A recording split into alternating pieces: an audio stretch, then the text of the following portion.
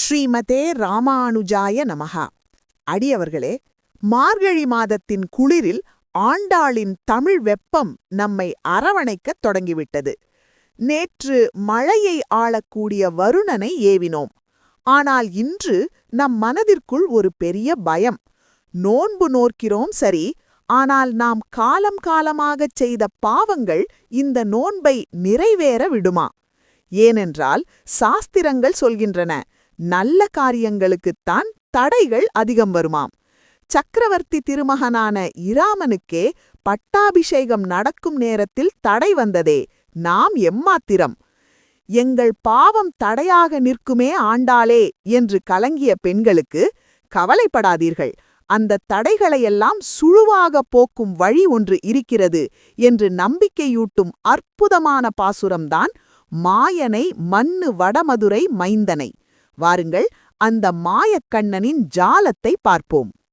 மாயனை மன்னு வட மதுரை மைந்தனை தூய பெரு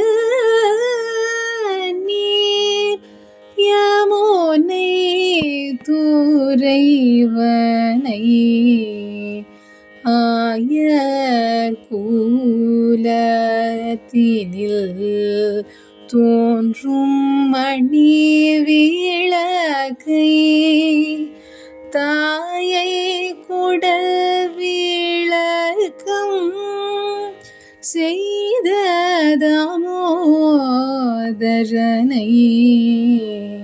தூயோமாய் வந்து நாம் தூமலர் தூவி துழது வாயினார் பாடி மனத்தினால் சிந்திக்க போய பீழையும் புகுதருவான் நின்றனவும் தீயினில் தூசாகும்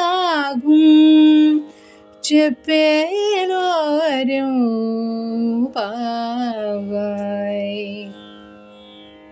இந்த தமிழின் சுவையை வார்த்தைக்கு வார்த்தை அனுபவிப்போம். மாயனை, நினைத்துப் பார்க்க முடியாத அற்புதச் செயல்களைச் செய்பவனை, வண்டர் ஒர்க்கர். மன்னு வடமதுரை மைந்தனை, வடமதுரைக்குத் தலைவனாய் என்றும் நிலை பெற்றிருப்பவனை. தூய பெருநீர் யமுனை துறைவனை, பரிசுத்தமான ஆழமான யமுனை நதிக்குத் தலைவனை. ஆயர் குலத்தினில் தோன்றும் அணிவிளக்கை, இடைக்குலத்தில் வந்துதித்த மங்கள தீபம் போன்றவனை. தாயை குடல் விளக்கம் செய்த தாமோதரனை, தன்னை பெற்ற தாயான யசோதையின் வயிறு பெருமைப்படும்படி உரலோடு கட்டுண்டவனை. தூயோமாய் வந்து, நாங்கள் உடல் மற்றும் உள்ள தூய்மையோடு வந்து, தூமலர்கள் தூய்த்தொழுது, நல்ல மலர்களை தூறி வணங்கி, வாயார பாடி மனதார தியானிக்க, போய பிழையும் முன்பு நாம் அறியாமல் செய்த பழைய பாவங்களும் சஞ்சிதம் புகுதருவான் நின்றனவும் இனிமேல் நாம் செய்யப்போகும் பாவங்களும் அகமி தீயினில் தூசாகும், நெருப்பிலே பட்ட பஞ்சு போல எரிந்து சாம்பலாகும் செப்பு. ஆகையால் அவன் நாமத்தை சொல். இந்த பாசுரத்தில் ஆண்டாள் வைத்திருக்கும் ஆழமான கருத்துக்களையும் நம் ஆச்சாரியர்கள் காட்டும் ரசமான விஷயங்களையும் பார்ப்போம். 1. தூய பெருநீர் யமுனை. ஆண்டாள் ஏன் யமுனையை மட்டும் தூய நீர் என்று சொல்ல வேண்டும்? கங்கையோ கோதாவரியோ இல்லையா? இதற்கு 6000 படி உரையில் ஒரு சுவையான காரணம் சொல்வார்கள். இராமாவதாரத்தில் சீதையை ராவணன் கடத்திச் சென்றபோது அந்த அநியாயத்தைக் கண்ட கோதாவரி நதி ராவணனுக்கு பயந்து அமைதியாக இருந்தது. ஆனால் கிருஷ்ணாவதாரத்தில் வசுதேவர் குழந்தையை கையில் ஏந்தியதும் வெள்ளமாக இருந்த யமுனை என் கண்ணன் போகிறான் என்று பாசத்தோடு வழிவிட்டது. பயப்படாத நதி பக்தியுள்ள நதி என்பதால் அது தூய பெருநீர். கண்ணன் உரலோடு கட்டுண்டான் என்று சொன்னால் அது அவனுக்கு அவமானமில்லையா? இல்லை, அதுதான் அவனது தாயான யசோதைக்கு பெருமை. உலகத்தையே வயிற்றுக்குள் வைத்திருப்பவனை ஒரு தாய் தன் வயிற்றால் பெற்றெடுத்து கயிற்றால் கட்டினாளே, அவளல்லவா தாய் என்று உலகம் யசோதையைத்தான் கொண்டாடும். அந்த கயிற்றுத் தழும்பு, அதாவது தாமோதரம், அவன் தாய்க்கு சேர்த்த புகழ். இதைத்தான் தாயை குடல் விளக்கம் செய்த என்கிறாய் ஆண்டாள். நாங்கள் அதிகாலையில் நீராடிவிட்டோம் என்பது மட்டும் தூய்மை இல்லை. எம்பெருமானைத் தவிர எங்களுக்கு வேறு கதியில்லை என்று உணர்வதுதான் உண்மையான வைணவ தூய்மை. விபீஷணன் இராமனிடம் வந்தபோது கடலில் குளித்துவிட்டு வரவில்லை. ஆனால் இராமன் அவனை தூயவன் என்று ஏற்றுக்கொண்டாரல்லவா, அதுதான் கணக்கு. இறுதியாக ஆண்டாள் சொல்லும் லைஃப் லெசன் இதுதான். பாவம் என்பது ஒரு பெரிய பஞ்சு மூட்டை என்று வைத்துக் கொள்ளுங்கள். அது மலையளவு கூட இருக்கலாம். ஆனால் பகவன் நாமம் என்பது ஒரு சிறு தீப்பொறி. தீப்பொறி பட்டால் மலையளவுள்ள பஞ்சும் கனப்பொழுதில் சாம்பலாகிவிடும். இங்கே போய பிழை என்பது நாம் பிறவிப்பயனால் சேர்த்து வைத்துள்ள பாவங்கள், அதாவது சஞ்சித கர்மா. புகுதருவான் நின்றன என்பது இனி நம்மை அறியாமல் வரக்கூடிய பாவங்கள், அதாவது ஆகமி கர்மா. நாம் மனதார அவன் பெயரைச் சொன்னால் ஞானம் என்னும் தீயில் இவை அனைத்தும் எரிந்து போகும் என்று பிரம்மசூத்திரத்தை மேற்கோள் காட்டி விளக்குகிறார்கள் நம் பெரியவர்கள். ஆகவே பயம் வேண்டாம், அவன் பெயரைச் சொல்லுங்கள், பாவங்கள் பறந்தோடும். கூடுங்கள், அடுத்த பாசுரத்தில் இன்னும் சுவையான அனுபவத்தை பெறுவோம். ஆண்டாள் திருவடிகளே சரணம்.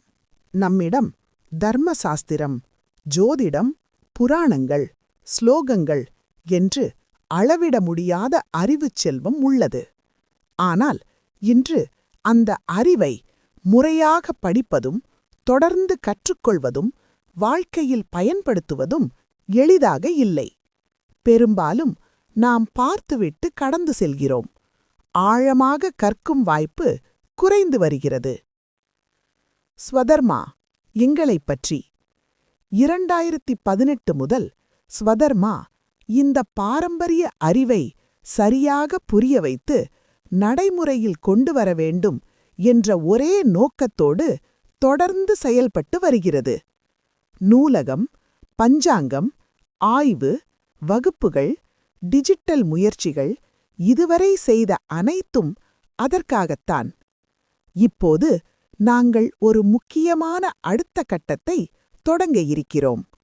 இது பொழுதுபோக்கு உள்ளடக்கம் அல்ல.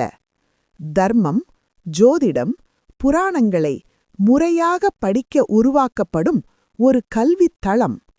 இந்த முயற்சி தொடர்ந்து வளரவும் சரியான வடிவம் பெறவும் இதை மதித்து கற்க விரும்பும் ஆரம்பகட்ட ஆதரவாளர்கள் நமக்கு மிகவும் அவசியம்.